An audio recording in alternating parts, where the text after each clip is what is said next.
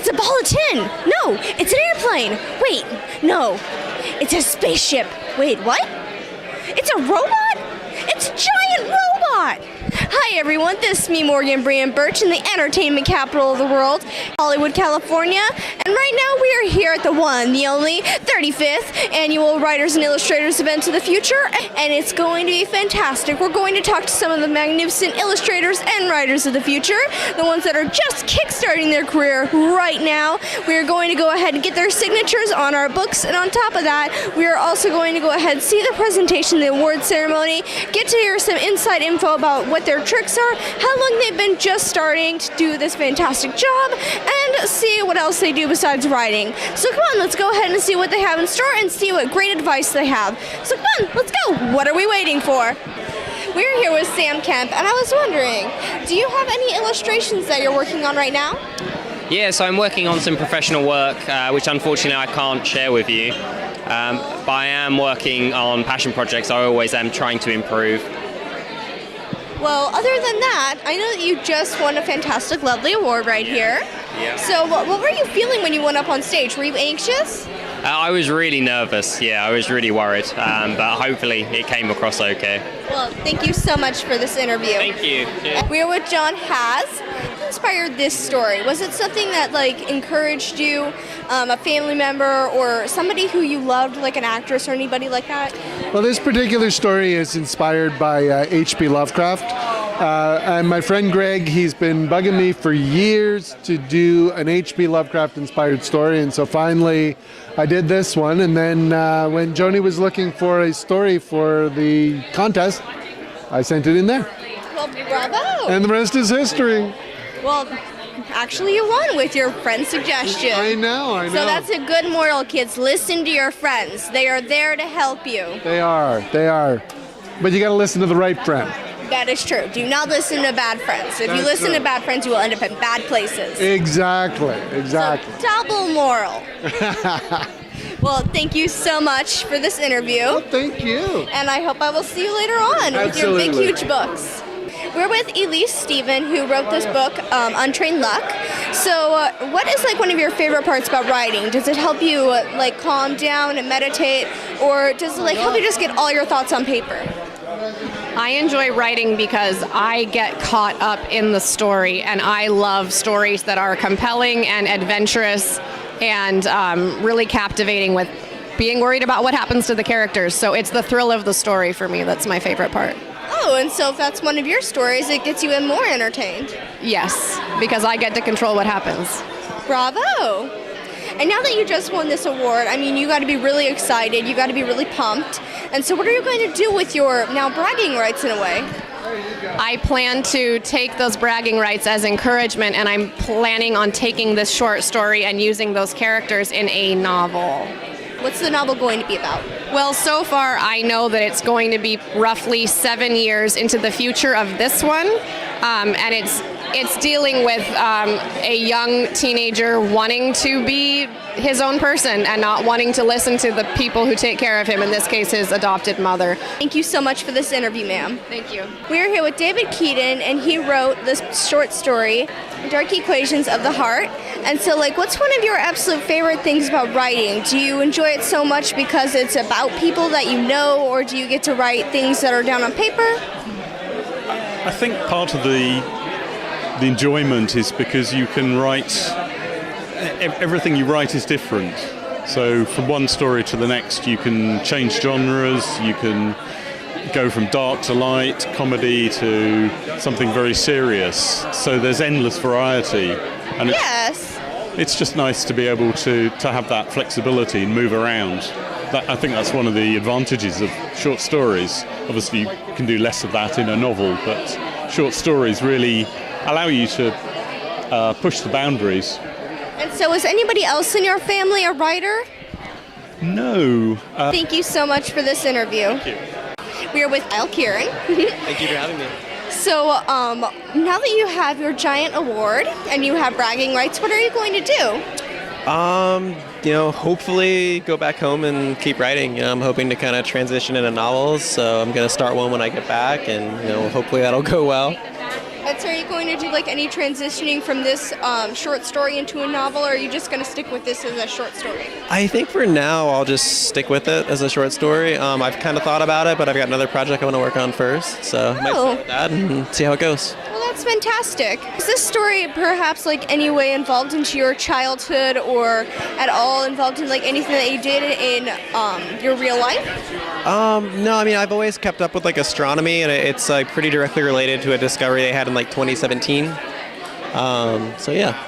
And what short story did you write? I wrote A Harvest of Astronauts. Oh, well, that's simply fantastic. So in a way, it was kind of involved. For sure.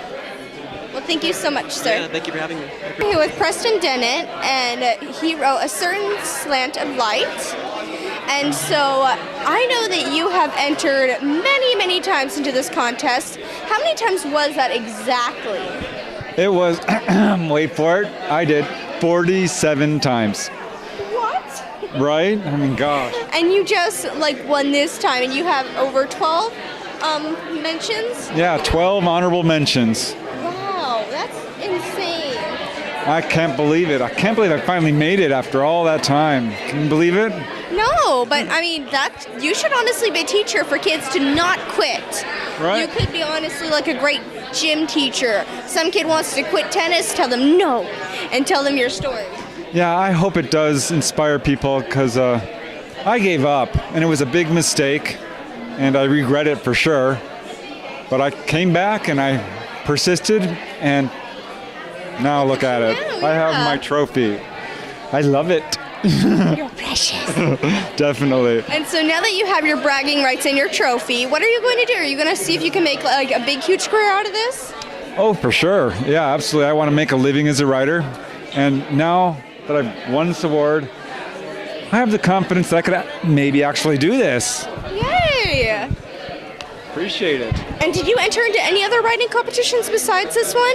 A few. I haven't done as well as I've done here, but I know there are some out there that I'm going to, like, hey, maybe I could win it. Now that, so, I mean, I've got the confidence now, and Maybe you could even win the Nebula Award. Nebula, Hugo, hey, why not Pulitzer? Yeah, keep on going higher and higher and higher. Well, thank you so much. Hey, it's a pleasure. Thank you. We're here with Elle Morris, and you just won a terrific award. So what illustration did you do specifically? I did The Damn Voyage by John Hass. And so other than the fact that you were given this illustration, what inspired you? Like, Probably that it was an adventurer past his prime that kind of at this point in life had looked like Ben Franklin. I thought that was really interesting. well, thank you so much. Yeah, thank you. We are here with Jennifer Ober, and so like, what's one of your absolute favorite parts about drawing this fantastic illustration? Well, I love the story that was given, and so I think that the one thing about this piece that I really enjoyed doing is the tree in the front and the glowing magical tree that is a prominent part of the story. Aw, how sweet. And so at what age did you decide that you wanted to actually pursue this as a career? I would say I was probably my junior year in high school, so about 16, 17. I had been doing art lessons since I was 6, and so I had really enjoyed doing that, but I was worried about making it a career, and then I started learning more about illustration, and I was like, this I can actually maybe do, and so I started wanting to go into that since then. So, Well, thank you so much. thank you. We are here with the man of the hour, Andrew Dystall, who won these magnificent trophies. And so now that you have this big, huge award, do you have any, ideas brewing in your little brain of what to write next? Oh, too many. That's the problem. There are cauldrons up here, and the voices never stop. So, can't wait to get started. Well, hopefully you can go ahead and find what you're going to write next. Hope so too. Yep. And start pulling slips out. But And so other than that, what were your emotions when they actually called your name as like the big, huge winner? Were you excited? Were you anxious? Like, I know that must have been a huge, huge thing for you. well, there's that huge wind-up because there are 4 people in the running, right? I got to read the other stories. They're very, very good, and so we're all sitting there, and I'll tell you what, you're anxious, but if you're going to lose to someone, you want to lose to people of this caliber. So I would have been real happy to see anybody at that table get up. Yeah. But yeah, I was absolutely delighted. Well, that's good. And thank you so much. Thank you. With Aaliyah Chain, and she is absolutely magnificent at drawing. I love this illustration. Thank you so much. Does anybody else in your family do illustrating or drawing? Yeah, so I actually have a twin sister, and she loves art just as much as I do. We're in the same program at school, and we really encourage each other. My parents aren't artistic at all. They really wanted us to become engineers, but it turns out that we both love art, and it's something that we really want to pursue in the future. Oh, so is your dad or your mom engineers? Yeah, my dad is an engineer, and my mom is an accountant. Oh, so they wanted you to pursue them? Yes, they did. Something in the STEM field. Well, now you have actually STEAM. Yeah. You incorporate art. And do you guys teach each other tricks like how to draw hair or anything like that? Oh man. One thing is we actually don't really like to show each other's works because we're really, really competitive, and so sometimes at the very end we'll ask for each other for critique, but it's more, we push each other on, I guess, through the fact that we want to keep beating out each other. Yes, you're but like, come! Exactly. But in the end, it's all very helpful. And honestly, I wouldn't be where I am now without her because she's been my biggest supporter and the biggest competitor, honestly. Just like me and my sister. Really? Yeah. So that's so sweet. Well, thank you so much. Thank you. Thank you. We're here with Christopher Baker, and he wrote the story in Itch. And because he wrote it in a few hours and took a different path, you won. Yeah, maybe that was the reason, yeah. Maybe just God was sending you a little message. Maybe, yeah. And now that you have done this, do you have any ideas of what you're going to do in the future? Like, besides writing, are you going to go ahead and take any other path? Besides writing? Yes. I think I'd like to be a writer, so not particularly, no. So you're just going to stay to one thing. And that's simply fantastic. And do you have any idea of like what you're going to do, like any spin-offs of this, or are you just going to stay with as a short story? So this is a short story. It's very much a short story, but I do have longer things which I'm working on and look to get published in the future, yeah. Well, that's terrific, and thank you so much for this interview. Thank you. Nice to meet you. So this is Micah Scotty Cole, and she wrote "Are You the Life of the Party?" And so, what inspired this? I know that it's like a dark twist on such a message of bullying in a way. So, what was the huge inspiration? Was this something that happened to you as a child, or I really want to know. Actually, the bullying thing didn't come first. The first inspiration was the story was I had a dream, of course, it's always a dream. But I dreamt of, Maze Runner has the maze that where they hunt kids down inside this maze. Oh, yeah. Yeah, and I was dreaming of that maze, but I was dreaming of the guy behind the controls. Oh, kind of like the Hunger Games in a way. Yeah. So I wanted to know why that guy would do this. But I also couldn't write that story because it was super cliche at the time, it was Maze Runner.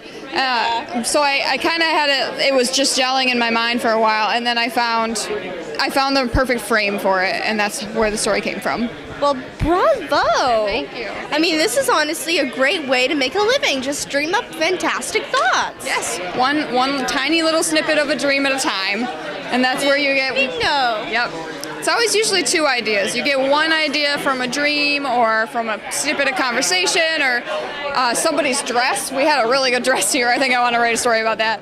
And then you wait for the other half to come. That's how my process works anyway. I know, right? And then next thing you know, you take all those things and make one gigantic book. Yeah. Well, this one is just a little one. I had the smallest story in the whole book. Well, this is me, Morgan Brea Bertsch, and that was simply awe-inspiring. I hope you guys had as much fun as I did getting to see these writers and illustrators have so much fun as they got up on the stage and get to interview with me.